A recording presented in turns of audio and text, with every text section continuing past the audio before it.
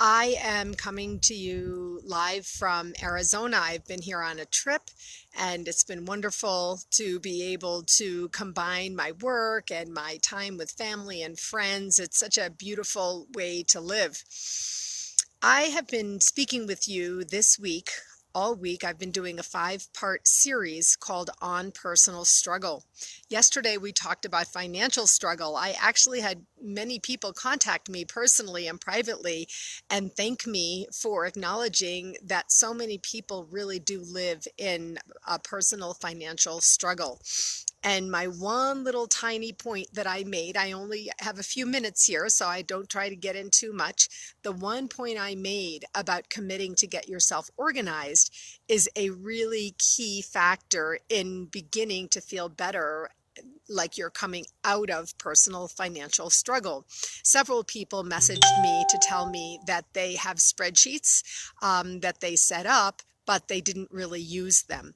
And so one of the things that I could say as a follow-up to that is to build into your calendar using your phone or whatever calendar system you have, some kind of system of reminder to use the spreadsheets that you already have set up to track your finances. Tracking your finances will help you feel more in control of your personal financial circumstances. Today, I'll be honest, it's a difficult day after yesterday's acquittal and what was represented in the Senate of the United States.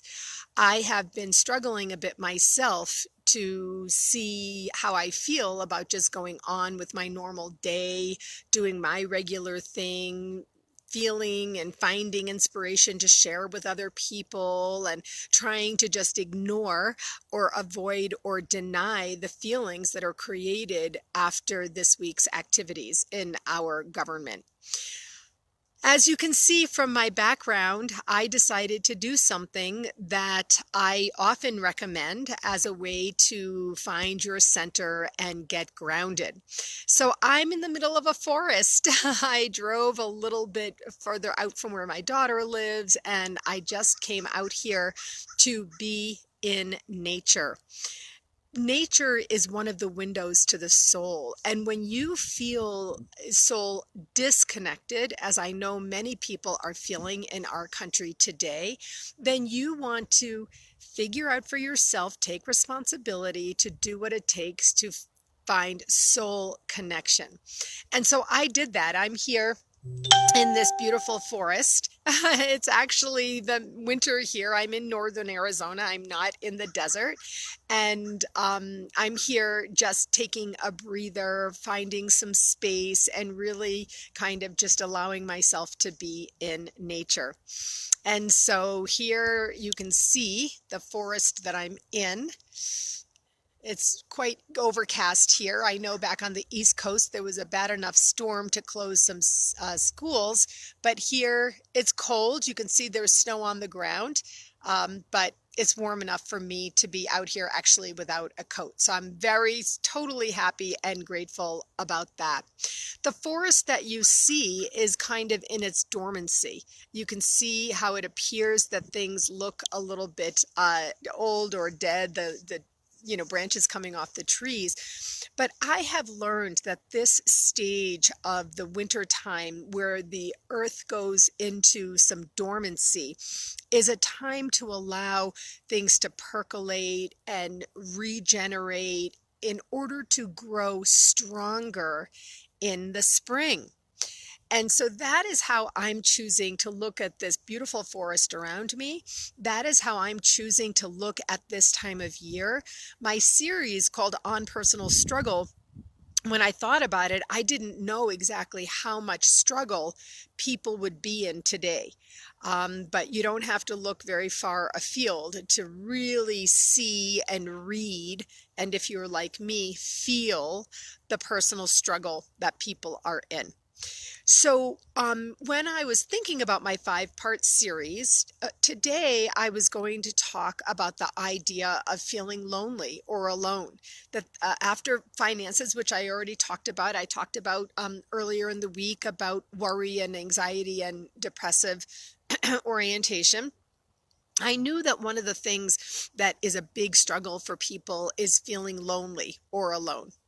And so I wanted to talk about this. And again, I didn't know that how prescient it was for how truly alone people would be feeling this week. So unseen, so unheard, and so unfelt, to tell you the truth. So today I want to just explore together what is it that we can do when we're feeling alone by events that are outside of us.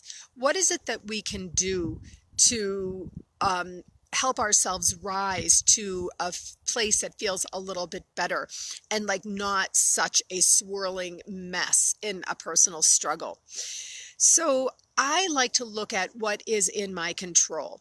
Ultimately, the way that you figure this out for yourself is by taking control of what you can.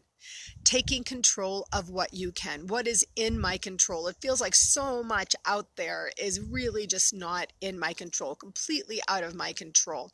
And so I want to invite you to take some breaths. If it's at all possible for you to go out in nature, especially right now, I really want to encourage you to do that. Now, back east, I know it's freezing. If I were at home, I would be bundled up in snow pants, hat, scarves, mittens, gloves, the whole thing, scarf around my nose.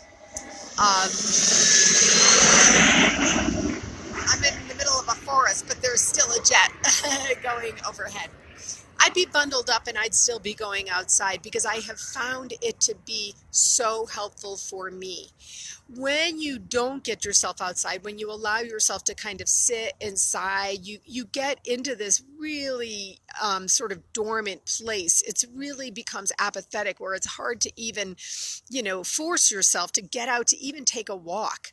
Most of us let our dogs out in the backyard. We don't even walk our dogs when the weather is like this or when we're feeling like this.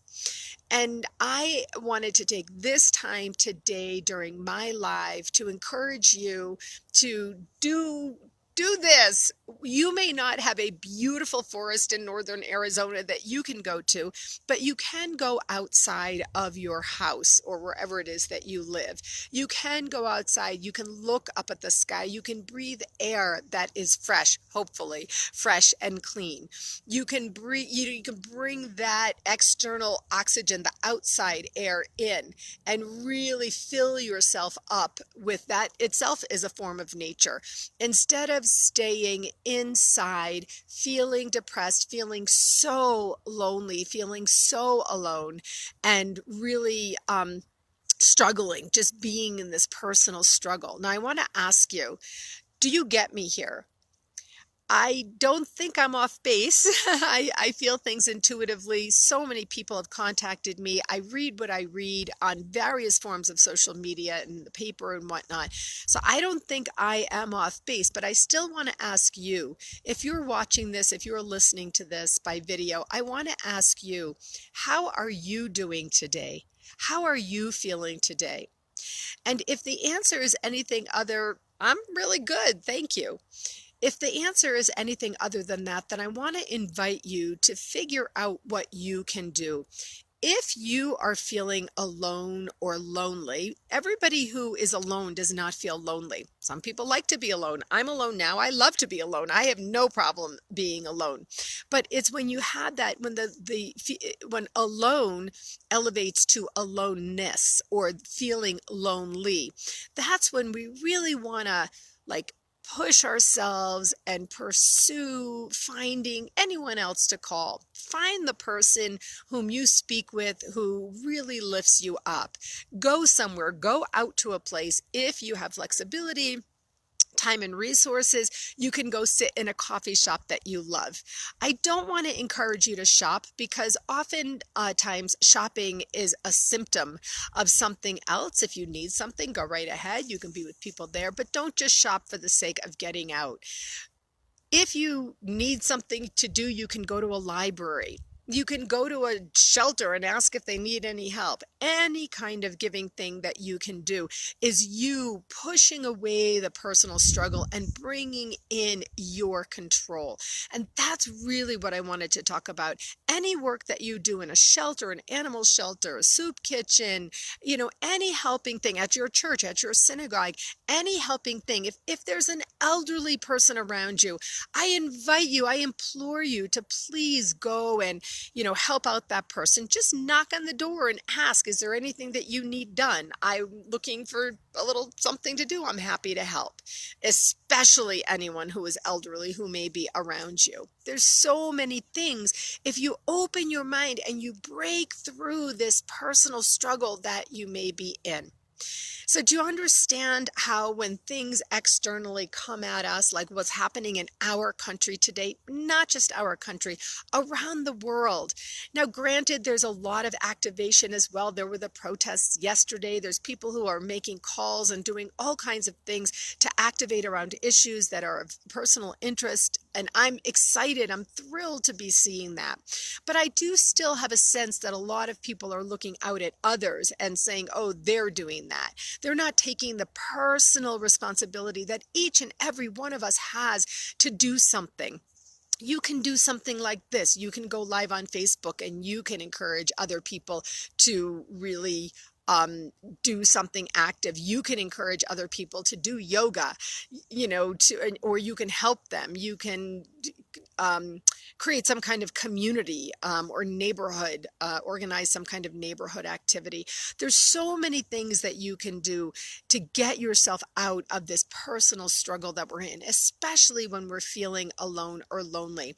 Now, I will say that I do a lot of social media. As you know, it's my main form of marketing and it's my main form of sales. It's how people find me. It's how they follow me and eventually how I get hired. So I am really very tuned into what I'm reading. And there's been a lot of different areas of struggle for people this week. And so I want to encourage you to take some breaths for yourself. Lift up. Oh, you could see my body was hunched because I'm holding my phone for my live. So lift yourself up. Lift up. Did you see what I was like this? So lift up like this and take that breath and figure out what it is that you can do to really help yourself elevate up out of the struggle that you might be in, whether it was triggered by the halftime show at the Super Bowl, whether it was triggered by what's going on in Congress today, whether it's triggered by what you're seeing is happening around the world, whatever it is that is really creating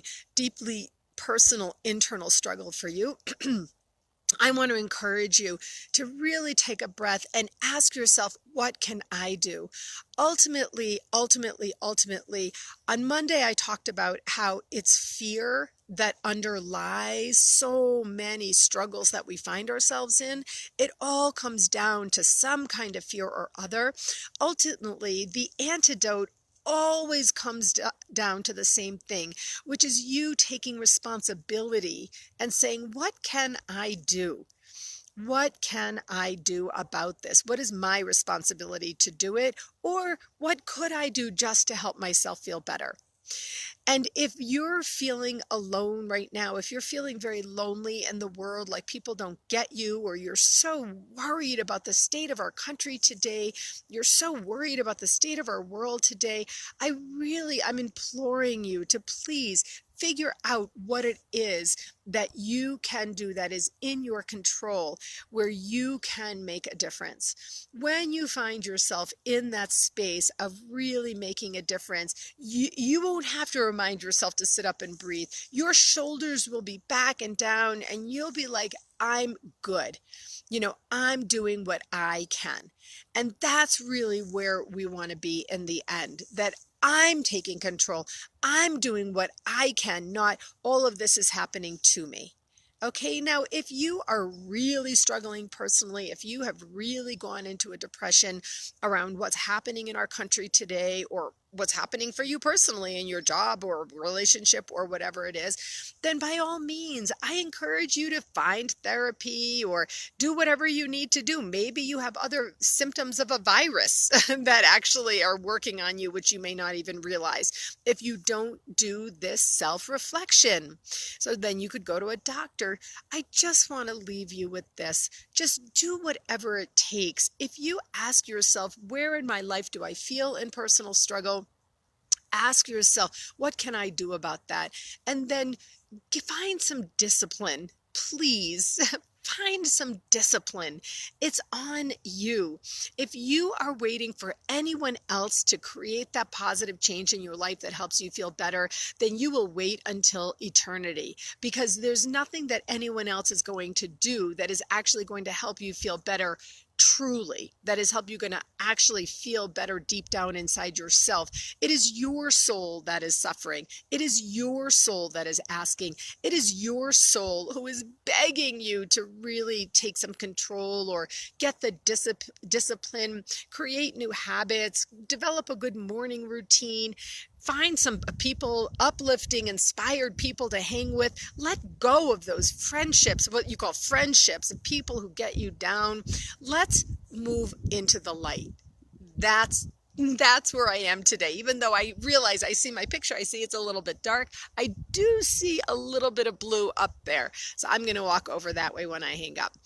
So that's it for today, folks. I hope that you've gotten some ideas from today's Live at 5 and from the series ideas this week. It's so important. Let's elevate ourselves up out of our personal struggle and move into the impact space, the doing space, the creating space, so that we can really make the impact that we want. And so especially the impact that our country needs us to make right now. All right, that's it. So tomorrow will be the last part of this 5-part series. Looking forward to seeing you then. Thank you so much for joining me. And if you are watching this by video replay, as I know many people are, because, hey, Austin, my friend's son the other day told me he watches my lives sometimes. So I want to say, hey, Austin, how you doing? All right, that's it for now. Okay, folks, I'll see you tomorrow for Live at 5.